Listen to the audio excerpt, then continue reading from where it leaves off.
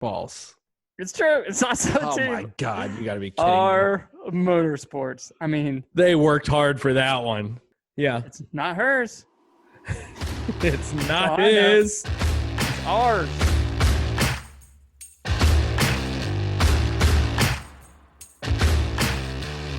Welcome to Going In Tight. Freaking tight again. Coming out loose. Yeah, buddy. We did it, boys.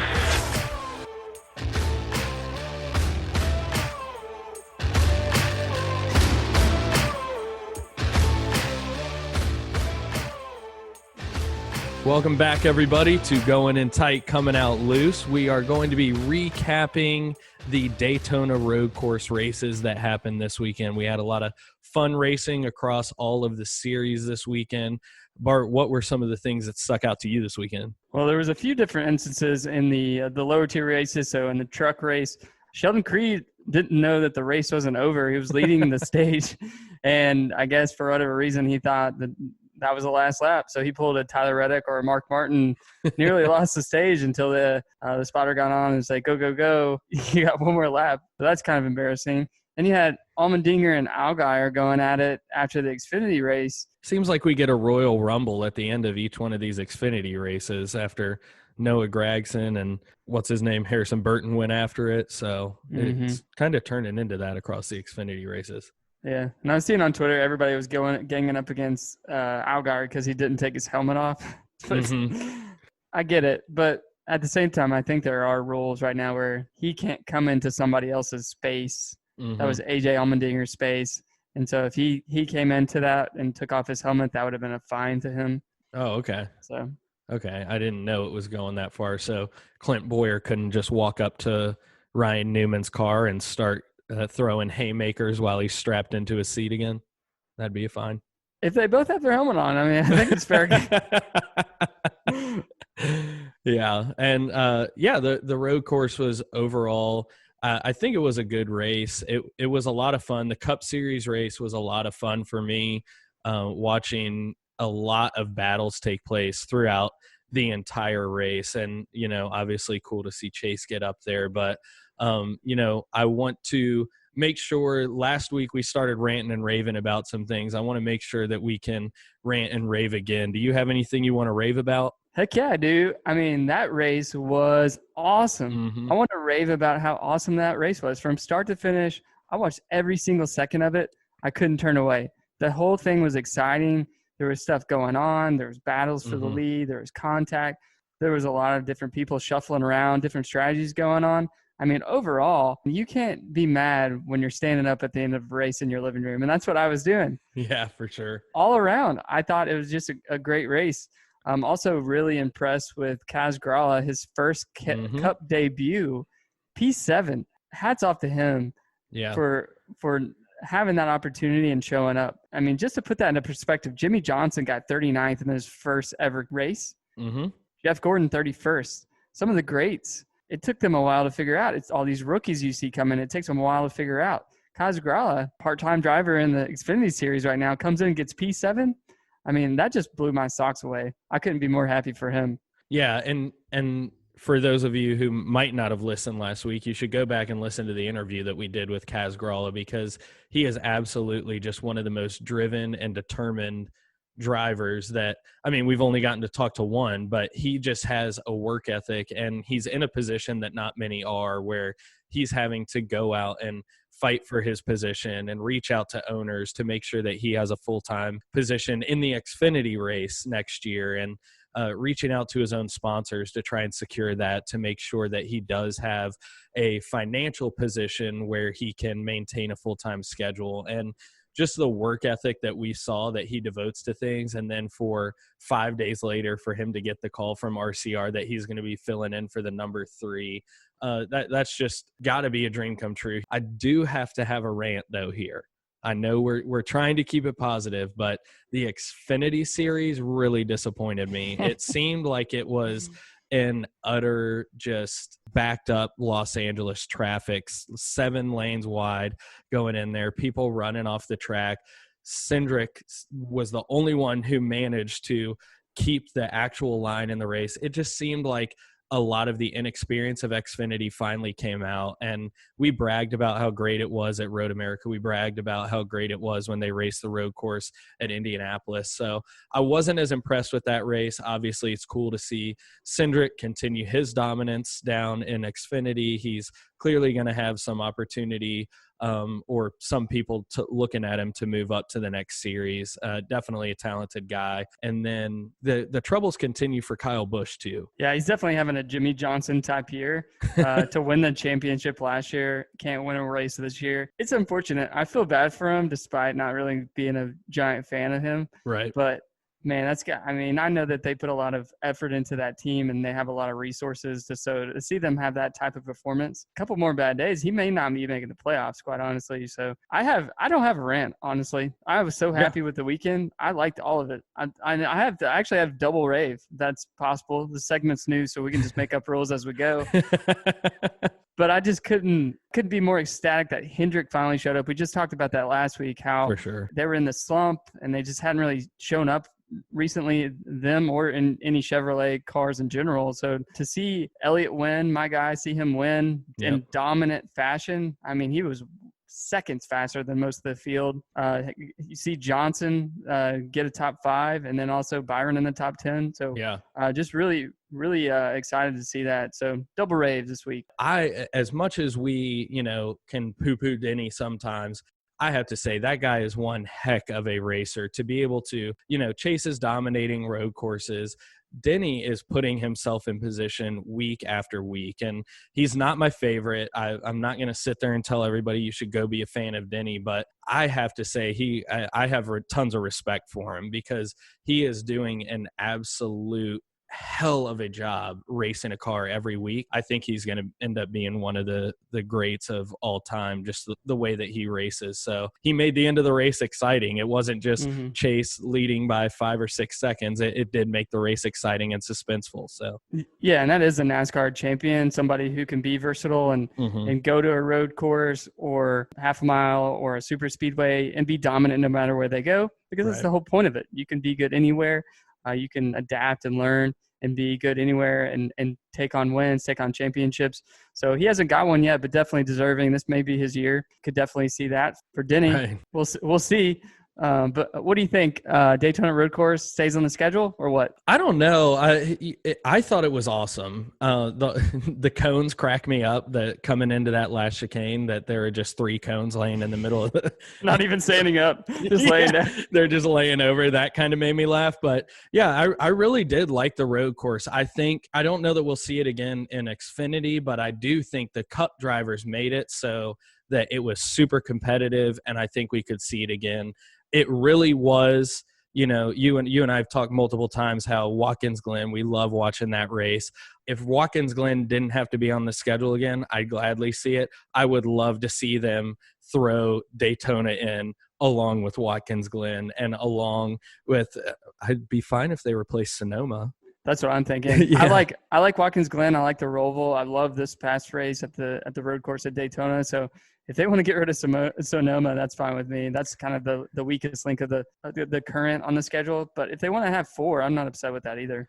Yeah, I'm not either. I think it added just a different level of competition, and I think at least for, the foreseeable future, it's something that does bring some of that unknown factor. And I think that's what got everybody hyped up. Like the big talk was, what's it going to be like with them flying into turn 1? So I'd love to see it again. I hope NASCAR and Phelps, they've taken so much advice from fans, and it seems like they're hearing people. So this is another one that people are saying, we'd like to see this again. This was awesome. And so hopefully they can figure out a way to work it into the schedule in coming years. I think it'd be awesome. We didn't know it, but we loved it. Yeah, we didn't know. Yeah, you get a chicane, and give them to us every single year. That's right. We'd be down with it.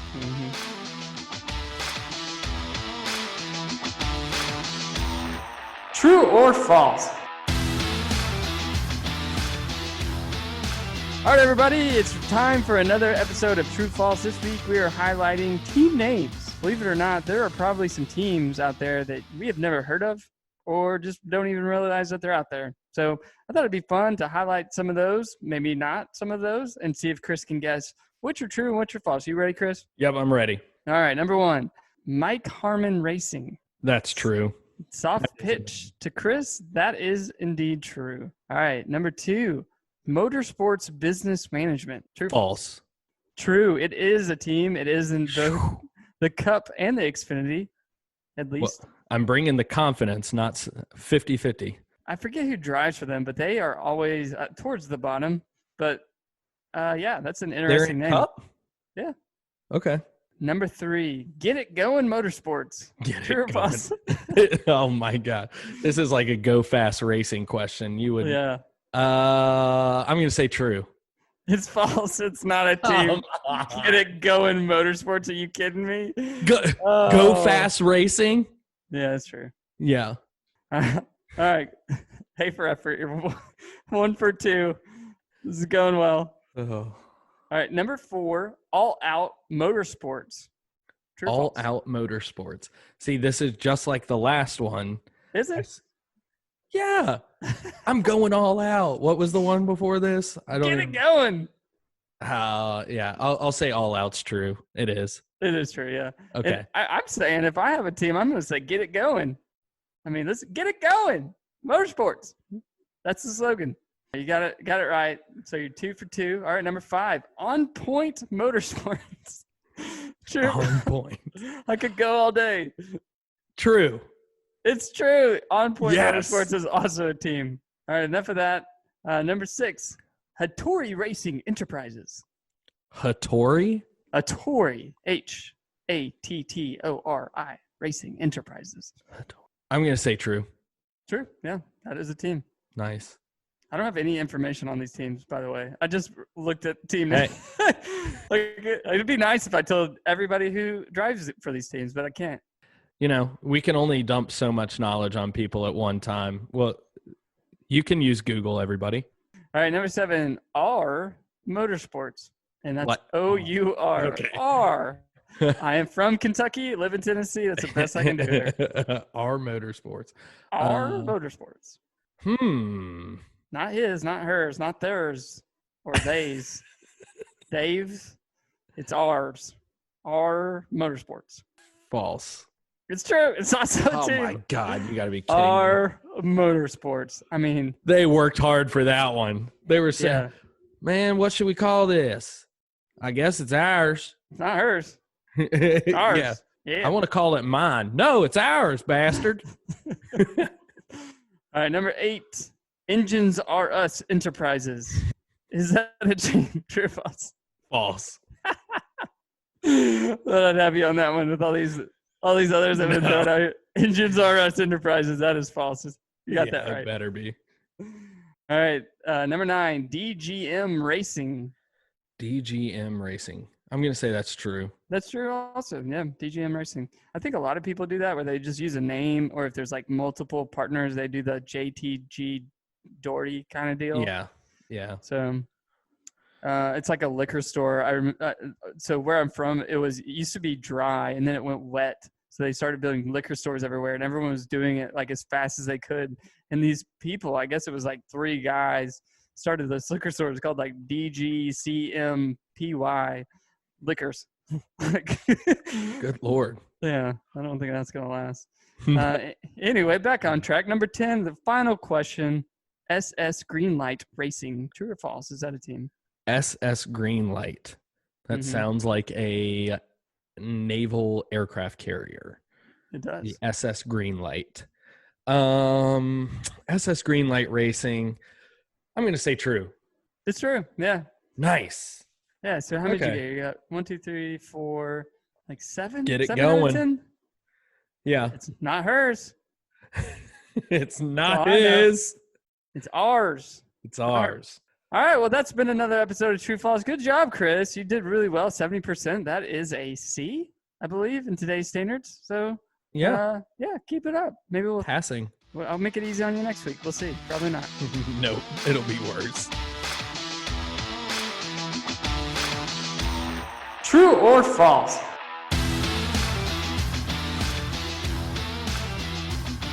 So in recent NASCAR news, we had a charter purchase and a team shut down. Leavine Family Racing called it quits this year. This will be their last year in NASCAR. And Spire Motorsports, a relatively new team that bought Furniture Row Racing. What is Spire Motorsports doing? What's their strategy? Who are they? What are they their long-term goals in NASCAR? Yeah, and so we've got like 36 teams, and that happened back in like 2016, where they decreased the field that would be competing, and they made it that for 9 years, the rule would be where they would have 36 available charters, and you could put one up for sale. You could move your charter at some point, one time within a certain period of time throughout the years. I think it's 5 years, so you can move your charter one time. But we had, like you said, the number 95 will no longer be a part of Leavine Family Racing. They sold all of their assets off, so they've got their building, they've got a bunch of equipment, they've got a whole team of people that will now be going over to Spire Motorsports. And this is something that we've talked a little bit about, and Spire Motorsports is historically one of those charters that finishes in the lower part of the field, and they've got 6 different drivers this year. I think you said 7 different drivers last year.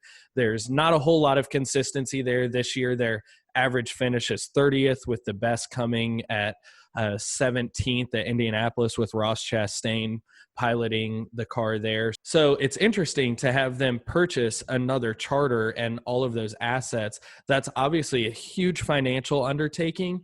And now they're going to be putting 2 cars out on the course and in competition each week, presumably.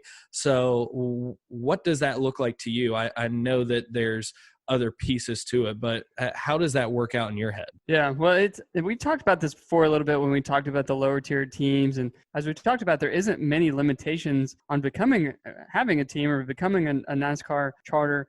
This, like Chris was saying, it's relatively new. So, there's got to be a strategy here of them buying 2 charters back to back. They definitely want to have a legitimate team. They want to put some money into this and make it an investment and have some success. It's very interesting to me to see them come in, given that there are limitations now with the charters. Before 2016, anybody could join. They're like, right. As long as you qualified in. So it's interesting to see. So let's just pick out who they are. Who is Spire Motorsports? What do we think their plan is? What their services are is mainly driver representation, corporate consulting, and property management. So they do a lot of representing of NASCAR drivers. You'll see names like James Hinchcliffe, Oliver Askew in the Indy Series, Ross Chastain, Justin Haley, Landon Castle, Garrett Smithley in the Xfinity Series mainly, and a few others through ARCA, Xfinity, and late models. So they represent a good handful of drivers. Jeff Dickerson and TJ Punter are their names. So they jumped over, started Spire Motorsports in 2019 when they bought Furniture Row Racing's charter. It's interesting to see them take it and not just put one driver behind the wheel. They're putting 7 or 6. So why are they doing that?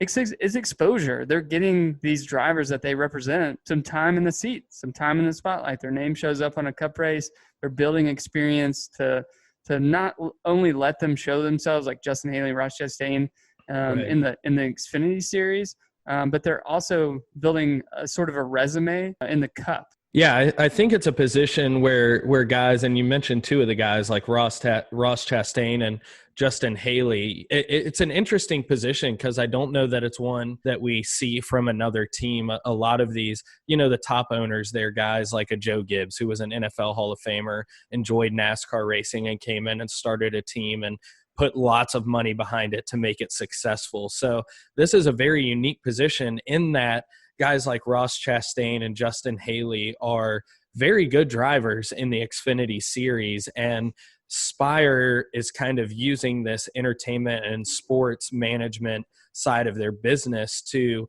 give their drivers a platform. And I had mentioned this back when you and I were talking about it. I thought there was some room for these guys to get experience and get some recognition and kind of get their feet under them as they begin racing in the Cup Series and get some experience. But like I said a couple minutes ago, their best finish is 30th. And the only driver that they have put in a top 20 finish was Ross Chastain this year. We had talked about how it seems like a hobby for a lot of these people. Mm-hmm. For a sports management group, you are not doing things to not profit from it. It doesn't profit you to put one of these racers out there and consistently have them come in the back. So I think, and they're only 2 years old, so they could have a strategy that they're working with here. And I like the strategy of bringing in another car, showing to NASCAR that we do want to have longevity in the sport. We're not doing this to pursue our own business interest. I think the logical next step is to find some guys and find more consistency behind the wheel. I hope that getting 2 cars allows them to do that and maybe open up a spot for Justin Haley to come in. And it's been talked about a little bit that he could come in and race full-time for them.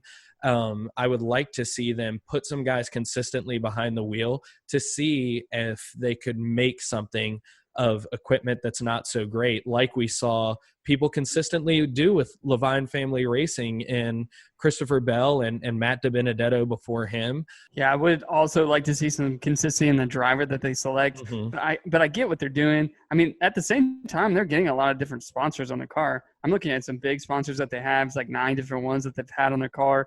Advent Health is a big one. Mm-hmm. There's some other ones that are pretty big, like a whiskey, Formula One import. So a lot of bigger sponsors have provided money to sponsor the car, right? Despite knowing that they're probably not going to have a great finish, even though we will say they did win a race in their first year. I mean, it was it was a fluke, and I was there actually. But they did win the 2019 Daytona Road Night race with Justin Haley. It was rain delayed several times actually. It wasn't actually finished, and Justin Haley ended up in the first position after a large wreck. Kurt Busch had pitted, so he ended up winning the race. So that's saying something. They got it in victory lane. You can't take that away from them. They got that. So not at all. I definitely think you can't take a win away from a team. I think just like you and I have said, we want to see consistency, and we don't want to see guys who are bringing up the back of the field, who are starting the car and ending up 15 laps down, and ultimately that doesn't really help somebody get exposure. If the guys at the back of the pack, if you get wrapped up in a wreck, I mean, we talked about and we went off on Quint Houff.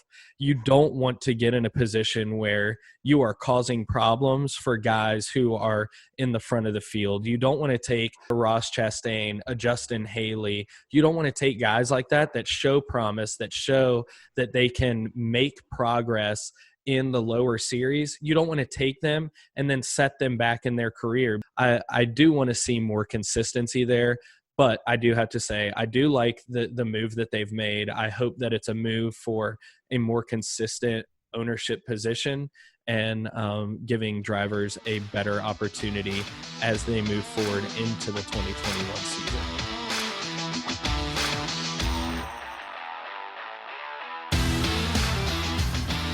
All right, everybody, we're coming up on a double header weekend. We've got Xfinity races on Saturday and Sunday. We've got the Cup doubleheader on Saturday and Sunday, and we've got ARCA and truck racing on Friday. So it is going to be a race-filled weekend at Dover. Dover is a tick over in 1.5 miles. It's going to be a fun race. It's going to have a little bit of a short track feel to it. So we're going to get something that a lot of these younger drivers in the ARCA and the trucks, they're a lot more used to. So those races should be spiced up a little bit. And then as we've seen when we have these double headers, we get a lot of people who are able to tune in their car, and those Sunday races become really, really exciting and really, really competitive unless they're at a place like Michigan. So, Bart, what are you excited about this weekend at Dover? Number one, all the racing. I like the amount of racing that they're going to have this weekend at a good track. Dover's a good track. It's a mile long, the Monster Miles. So it should be fun to see. So let's talk fantasy advice. Top picks for this weekend: Harvick, and Hamlin. That's no surprise. They're going to dominate this race, some of this race, if not all of these Cup races. Also, Truex, no surprise there either. Chase Elliott does really well here. He had a win here not too long ago. And also, Clint Boyer does really well here. So I don't have any uses for Harvick or Hamlin or Truex. Neither. I've got, I think, one more of Elliott. I've probably got a handful of Boyer. So who else you got to work with here? Some other good picture of both Busch brothers. Kurt Busch does well here, and so does Kyle. You got to be wary of Kyle's current track record. Kurt's been showing up inconsistently, so risky there. Jones, Johnson, Logano, Blaney, and Keselowski all do well here as well. So those are all solid picks. If you do not have any of those, like some of us, you got to go deep. So some other good picks would be Bowman, Byron, DiBenedetto, and Almirola. Those will also be maybe some top 15 drivers. So all in all, you got a lot of good picks for this weekend. But we're down to 3 Cup races left, 2 this weekend, 1 next weekend, and Daytona wrapping up the weekend. So if you're holding anybody, use them now because you won't have an opportunity after the season's over. Right. Yeah. And just for those who play a little bit of fantasy, once you get to the playoffs, all this is going to reset. So you're going to have an opportunity to get some guys back and you'll get a different type of push through the playoffs. But yeah, like you said, I am completely out of those 3 guys that you mentioned in Truex, Hamlin, and Harvick. So I'm kind of reaching. I used my last Chase Elliott too at the road course, which I'm glad I did, but I'm going to be reaching a little bit. I made the call last week that I think that Jimmy Johnson is going to get a win here at Dover. So it's where his last win happened. He seems to have a good car. Well, he has 13 wins here, right? Yeah, he's got a lot of wins. So he's stacked up the wins here. He knows the track. I think this is a place where he could do well. He's got a lot of confidence after getting a top 5. He has switched up the paint scheme. I have a feeling we're going to see that white paint scheme again. I am a big juju superstition type of guy, so I think it is going to come into play with Jimmy Johnson at Dover. He has something to prove here in these last 3 races. He didn't make any movement in points. He's still 25 points off the cut line, but he is sitting in 17th. One person, as we talk about the playoff picture here, who fell quite a bit at the road course was Matt DiBenedetto. He's now still under 50 points above the cut line. And, you know, if somebody like a Byron or a Jones or a Johnson cranks out a win or continues to have a consistent car and get top 10s and he continues to struggle as he has these past few races, I think there's a chance that we could see DiBenedetto fall out of the playoffs. So who do you have in right now and who's out right now? Well, right now we have Almirola, Kyle Busch, Boyer, Kurt Busch, Byron, and DiBenedetto. They're all in. Almirola, Kyle Busch, Boyer, I think even Kurt Busch are pretty much safe at this point. It's really Byron, DiBenedetto that are at risk. And then Jones, Johnson, Reddick not far behind. So if you're betting on Johnson having a win this weekend or some solid top 5s, that gives him a good run to get up there and take that spot away from Matty D or Byron. So we could also see Jones does well here too. So we can see him do well. And then Reddick, let's not forget about him. We're not looking at him a whole lot because he's in the Xfinity Series. We're looking at past Cup results.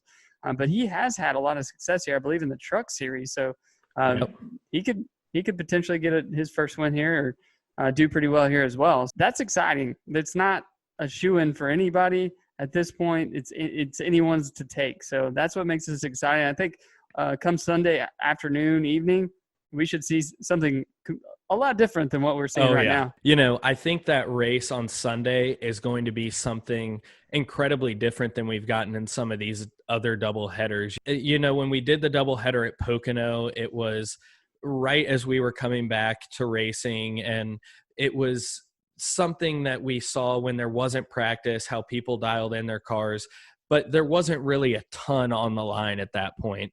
There are going to be 5 or 6 drivers who have their season on the line, whether they're going to be driving for fun or whether they're going to be driving to make the next round of the playoffs. So I think that Sunday race is going to be a lot of fun. And then it's going to lead us into the most unknown, crazy finish race that we possibly could at Daytona. Yeah, I'm looking forward to Daytona. That is a race that is going to be wild. Number one, you can't have a strategy because you can put yourself in the front the entire race, and one mistake from somebody takes you and the rest of the field out. So you can also hide in the back, but the same risk is there as well. So the only safe place is if you're leading single file, and that doesn't really happen very often. So it's get all your ducks in a row before Daytona so you can have a comfortable race and not worry about being taken out and having an unfortunate night. So really exciting weekend this coming up, and also a very exciting finish to the season.